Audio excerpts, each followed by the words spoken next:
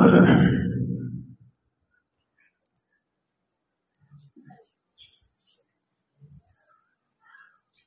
الله الرحمن الرحيم. الحمد لله وكفى وسلام على عباده الذين اصطفى، خصوصا على سيد الرسل وخاتم الأنبياء وعلى آله وأصحابه الأتقياء. أما بعد، فأعوذ بالله من الشيطان الرجيم. بسم الله الرحمن الرحيم. يا أيها الذين آمنوا قوا أنفسكم وأهليكم نارا وقودها الناس والحجارة. وقال رسول الله صلى الله عليه وسلم: كلكم راع وكلكم مسؤول عن رعيته. صدق الله وصدق رسوله النبي الكريم. اللهم صل على سيدنا ومولانا محمد وعلى آل سيدنا ومولانا محمد وبارك وسلم. اللہ رب العزت کا بہت بڑا کرم اور احسان ہے کہ اس مبارک مجلس میں، جس میں ان احباب نے، ہمارے ان ساتھیوں نے ان بچوں کی ضروری تعلیم کی اور اخلاقی تربیت کی فکر کی، وقت نکالا، تھوڑا سا ہی، لیکن یہ احساس ضرور کیا کہ یہ بچے اور یہ نوجوان ان پر آج محنت کرنے کی صحیح انداز میں اور صحیح نہج کے ساتھ بہت بڑی ضرورت ہے۔ ظاہر سی بات ہے کہ گلہ کرنا، شکوہ کرنا، اپنے آپ کو پریشان کرنا، یہ تو ہر ایک کر رہا ہے، اور ہم اجتماعی طور پہ آج اس کے اندر مبتلا ہے کہ فلاں فتنے نے اتنی محنت کی، فلاں باطل نے اتنی محنت کی، فلاں نے یہ محنت کی۔ اب باطل جس انداز اور جس طرز سے محنت کر رہا ہے، اگر ہمیں اس کا توڑ کرنا ہے، اس کا رد کرنا ہے، تو اس کا آسان اور سنجیدہ حل یہ ہے کہ ہم اپنے ماحول پر اس سے دگنی محنت کریں۔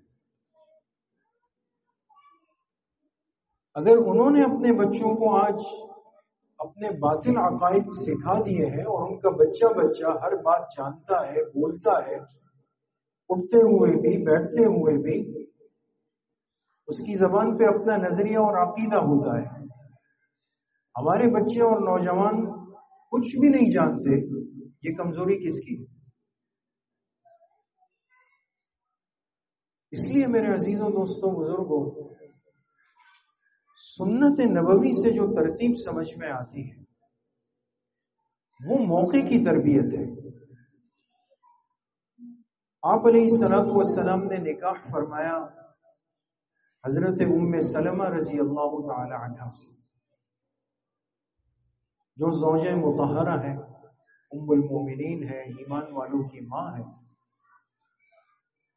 جب حضرت ام سلمہ رضی اللہ عنہا تشریف لائی تو ان کے ساتھ ان کا بیٹا بھی آیا، جو ان کے سابقہ شوہر حضرت ابو سلمہ سے تھا رضی اللہ عنہ سے۔ جو بچہ ان کے ساتھ آیا اس کا نام تھا عمر ابن ابی سلمہ۔ اب چونکہ اپنی والدہ کے ساتھ آ گئے، حضور علیہ الصلوۃ والسلام کی تربیت میں آ گئے، بڑی خوش نصیبی تھی اس بچے کی، اب حضور کی تربیت میں ہے، حضور کی نگاہ میں ہے۔ آپ علیہ الصلوۃ والسلام کھانے کے دسترخوان پہ تشریف فرما تھے، اور جب کھانے کا برتن آیا تو جیسے ناسمجھ بچوں کی عادت ہوتی ہے کہ وہ برتن میں جب کھانا کھاتے ہیں تو کیا کرتے ہیں، ہاتھ پورا گھوم رہا ہوتا ہے۔ وہاں ان کو ان کے مقصد کی چیز نظر آئی تو وہاں ہاتھ بڑھا دیا، بیچ میں نظر آئی بیچ میں۔ اس کو اتنا شعور تو نہیں ہے کہ مہمان کے سامنے، دوسرے کے سامنے ہاتھ بڑھا کے وہاں تک لے جانا یہ آداب طعام کے خلاف ہے۔ اب اس بچے کے اندر یہ تربیت کی کمزوری محسوس ہوئی، آپ علیہ السلام والسلام نے اس کو دیکھا تو آپ نے موقع پر اس کی اصلاح فرمائی، لیکن اس کا طریقہ اور انداز بھی بتایا۔ آج ہمارے ہاں جو طریقہ ہوتا ہے کہ بچے کو سمجھانے کے عنوان پہ جھڑک دیتے، ہم کہتے ہیں میں بچے کی تربیت کر رہا ہوں، جبکہ اس کی تذلیل کر رہے ہوتے ہیں، شرمندہ کر رہے ہوتے ہیں۔ اس تذلیل سے تربیت نہیں ہو سکتی، تذلیل سے ناراضگی پیدا ہوتی ہے، بغاوت پیدا ہوتی ہے، انسان کے اندر غصہ آتا ہے، وہ کہتا ہے یہ کام اب کروں گا ہی نہیں۔ لیکن آپ علیہ الصلوۃ والسلام نے کیسے تربیت فرمائی کہ جب دیکھا کہ یہ بچہ عمر ابن ابی سلمہ کا ہاتھ برتن کے اندر گھوم رہا ہے، آپ نے فرمایا یا غلام، یا غلام۔ غلام عربی زبان کے اندر چھوٹے پیارے خوبصورت بچے کو کہا جاتا ہے، جسے اردو میں ہمارے ہاں کہتے ہیں پیارے بیٹے، پیارے بیٹے بات سن لو، یا غلام سم اللہ کل بیمینک وکل مما یلیک۔ ایک مختصر جملے میں آپ علیہ الصلوۃ والسلام کی ذات اقدس نے اس بات کو واضح کر دیا کہ اوتیت جوامع الکلم، کہ واقعی یہ کائنات کی واحد ہستی تھی کہ جن کو جامع کلمات اللہ کی طرف سے دیے گئے، چند الفاظ، لیکن پورے کھانے کی تربیت ایک جملے میں بند ہو گئی۔ آپ نے فرمایا بیٹے سم اللہ، سب سے پہلا ادب کھانے کا کیا ہے کہ بسم اللہ پڑھ لو، بسم اللہ پڑھ لو، کل بھی امینی کا، سیدھے ہاتھ سے کھاؤ، وہ کل مما یلی کا، اور اپنے سامنے سے کھاؤ۔ اب ایک دسترخوان میں جب مسلمان بیٹھتا ہے تو اس کے ذمے یہ تین کام ہیں۔ یہ تین کام اگر آج ہم کر لیں تو ہم نے گویا آداب طعام کو ایک ساتھ سمیٹ لیا، جمع کر لیا۔ مختصر آسان الفاظ میں اور پیار بھرے لہجے میں آپ علیہ الصلوۃ والسلام نے اس بیٹے کی، اس بچے کی تربیت فرمائی۔ امت کو سبق ملا، امت کو تعلیم ملی کہ جو طبقہ آپ کے پاس ان بچوں کا ہے، یہ موقع پر غلطی کریں گے، اصلاح اسی موقع پہ کر لو، لیکن ترتیب اور سنجیدگی کے ساتھ۔ یا تو ہم تربیت کے اندر تاخیر کرتے ہیں، کہتے ہیں دیکھ لیں گے نا، ابھی بچہ ہے، پڑھ لے گا، نماز پڑھ لے گا، سیکھ لے گا، قرآن پڑھ لے گا، بڑے رکاوٹ بنتے۔ یا پھر یہ کہ جب تربیت کرنے پر آتے ہیں تو ایسا لگتا ہے کہ یہ والد سے زیادہ فوجی جرنیل ہے، اور ایسے لب و لہجے میں بات کرتا ہے کہ پھر اس بیچارے کے لیے کوئی گنجائش نہیں بچتی۔ اس لیے میرے عزیزوں، دوستوں، بزرگوں، ہماری آج کی جو مجلس ہے، جیسے حضرت نے بڑی خوبصورت انداز سے جامع باتیں فرمائی کہ حضرت عمر رضی اللہ عنہ دین کے معاملے میں اشد تھے۔ مقصد ان کے پیش نظر کیا تھا؟ آنے والی امت کی تربیت مقصود تھی۔ بچوں کی صحیح وقت پر صحیح انداز میں تربیت، یہ ہماری اجتماعی ذمہ داری ہے۔ یہ جو ان ساتھیوں نے کچھ دن کی محنت کی، یہ تعلیم و تربیت کورس ہوا، بظاہر ہمیں لگ رہا ہے کہ چند بچے ہیں، چھوٹی سی جگہ ہے، گرمی ہے، اور اس سے کیا ہوگا؟ یقین کریں ہر چیز کا ایک نقطہ آغاز ہوتا ہے۔ ہم کوشش کے مکلف ہیں بقدر وسعت، بقدر طاقت۔ اس سے زیادہ کی پوچھ اللہ ہم سے نہیں فرمائیں گے کہ آپ نے اتنا کیوں نہیں کیا۔ ہماری وسعت میں اتنا تھا کہ ہم یہاں بیٹھ کر کے ان بچوں کو محنت کر کے جمع کر دیں، ان پر 20, 25, 30, 40 دن لگا دیں، ان کو یہ مختصر کورس پڑھا کے دین کی ضروری چیزیں ہم ان کو سکھا دیں، ان کے حوالے کر دیں، انشاءاللہ یہ کام کے بن جائیں۔ دوسری اہم بات، سرپرست حضرات بھی بیٹھے ہیں، یقیناً والد صاحبان بیٹھے ہیں، بڑوں کو بھی سیکھنا پڑے گا، صرف بچوں کے گردن پہ نہیں ڈالا جا سکتا۔ ہمارے خاندان کے بزرگ ہیں، عزیز ہیں، اور ہم ان سے بہت مشورہ کر کے چلتے ہیں۔ حضرت مولانا عباد الرحمن عباسی صاحب کلفٹن میں ہوتے ہیں، ان حضرات نے ایک بڑا تعلیم اور تربیت کا ماحول بنایا ہے۔ ایک مرتبہ تشریف لائے تو اسی طرح تعلیم و تربیت کورس کا آغاز تھا یا اختتام تھا، ایک بڑی عجیب بات فرمائی، وہ ہمیں سمجھنی چاہیے اور انشاءاللہ اس سے ہمیں بہت فائدہ ہوگا۔ فرمانے لگے کہ ہماری مسجد میں تعلیم و تربیت کورس شروع ہونے لگا، تو میں نے باقی اساتذہ سے کہا کہ میرے ذمے سنتوں کے سکھانے والا سبق اور گھنٹہ میرے ذمے کر دیں۔ اس کتاب میں آپ علیہ الصلوۃ والسلام کی مبارک سنتیں ہیں، میں نے کہا وہ گھنٹہ مجھے دے دیں، وہ میں پڑھاؤں۔ فرمایا 20 سے 25 بچے تھے ہمارے پاس، ان بچوں کو جب میں نے اپنے پاس بٹھایا تو میں نے کہا بھائی سب نے مجھ سے آج پہلے دن ایک وعدہ کرنا ہے۔ سب بچوں نے کہا بالکل ہم وعدہ کرتے ہیں۔ میں نے کہا میں زیادہ سبق نہیں پڑھاؤں گا، 40 دن ہیں، 40 سنتیں ہیں اللہ کے پاک پیغمبر علیہ الصلوۃ والسلام کی، روزانہ ایک سنت کو پڑھیں گے، پھر اس کو یاد کریں گے اور اس پر عمل کرنے کا پورا ارادہ کریں گے۔ سب نے کہا جی، یہ تو ہم سب کہتے ہیں، پڑھیں گے، یاد کریں گے، عمل کریں گے۔ میں نے کہا ایک کام اور کرنا ہے، جو ایک سنت روز کی سیکھیں گے یہ گھر جا کر اپنے والدین دونوں کو، ہر بچہ روزانہ ایک سنت ان کو بھی سکھائے گا۔ یہ جو ہم کہتے ہیں نا ماحول بنانا، معاشرے کو درست کرنا، محلے پر محنت کرنا، یہ ایک بیان سے نہیں ہو سکتا دوستوں، یہ ایک مجلس سے نہیں ہو سکتا، یہ ایک مستقل عمل ہے۔ ان بچوں سے، ان چھوٹے بچوں سے میں نے وعدہ لیا کہ آپ نے 40 دن میں ایک ایک سنت خود سیکھنی ہے، پھر جا کے کن کو سکھانی ہے؟ اپنے والدین۔ تو بچے ہیں، کہا بالکل ہم وعدہ کرتے ہیں۔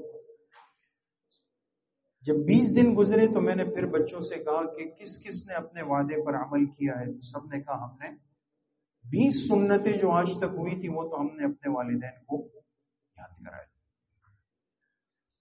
میں نے کہا مزید 20 دن رہ گئے؟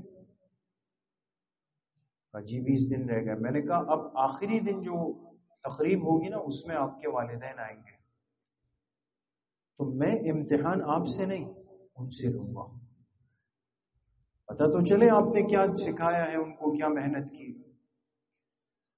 حضرت فرماتے 40 دن بعد ہم نے ایک تقریب رکھی، مستورات کے لیے الگ نظم تھا مستورات میں اور حضرات کے لیے الگ تھا۔ اب مسجد بھری ہوئی تو میں نے اس پہ کہا کہ بھائی اس میں ایسے والد صاحبان بیٹھے ہوئے، والدائیں بیٹھی ہوئی ہے کہ جن کے بچوں نے یہاں کورس کیا ہے، پڑھا تو بچوں نے ہے لیکن ان کے والدین نے بھی سیکھا ہے، اور ابھی آپ دیکھ لیں گے کہ انہوں نے کیسے سیکھا۔ پھر میں رجسٹر لیا کہ فلاں ابن فلاں فلاں کے والد کھڑے ہو جائے، جی کھڑے ہو۔ میں نے کہا جی آپ مجھے بتا سکتے ہیں کہ گھر سے نکلنے کا سنت طریقہ کیا ہے؟ جی سکھا سکتے ہیں۔ کیا طریقہ ہے؟ کہا الٹا پیر پہلے رکھیں گے پھر یہ دعا پڑھیں۔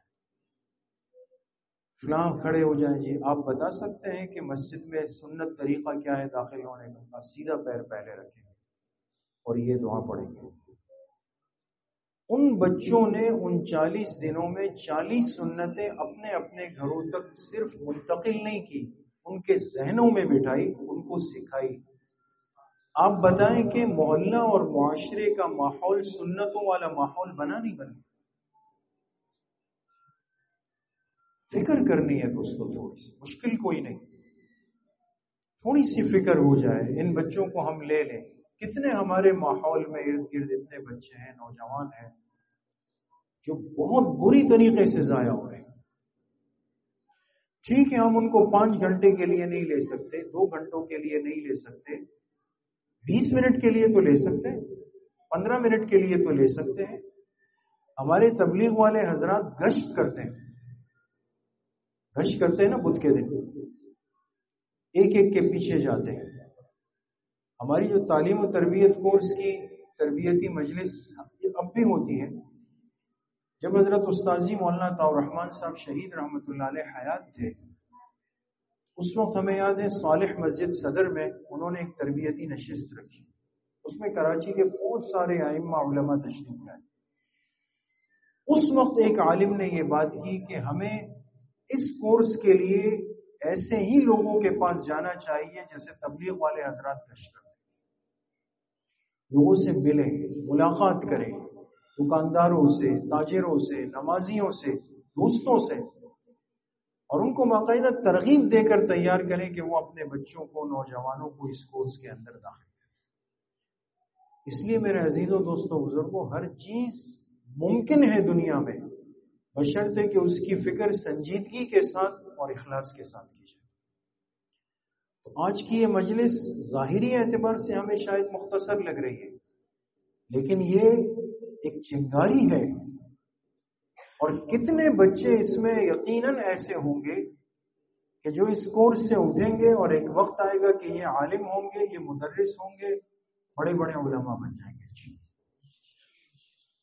تمام احباب جتنے بھی تشریف فرما ہے وہ نیت کریں کہ انشاءاللہ وہ اپنے گھروں کے ماحول کو، بچوں کو، محلے کے نوجوانوں پر اس اعتبار سے ہم گشت کریں، ان سے ملاقاتیں کریں، فکر کے ساتھ ان کے پاس جائیں، ان کو مسجد سے جوڑیں، ماحول سے جوڑیں، ان تربیتی نشستوں سے جوڑیں۔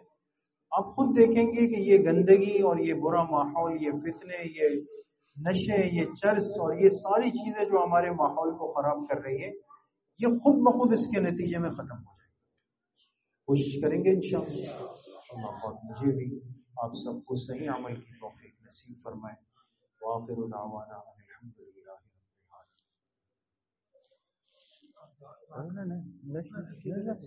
رب العالمین۔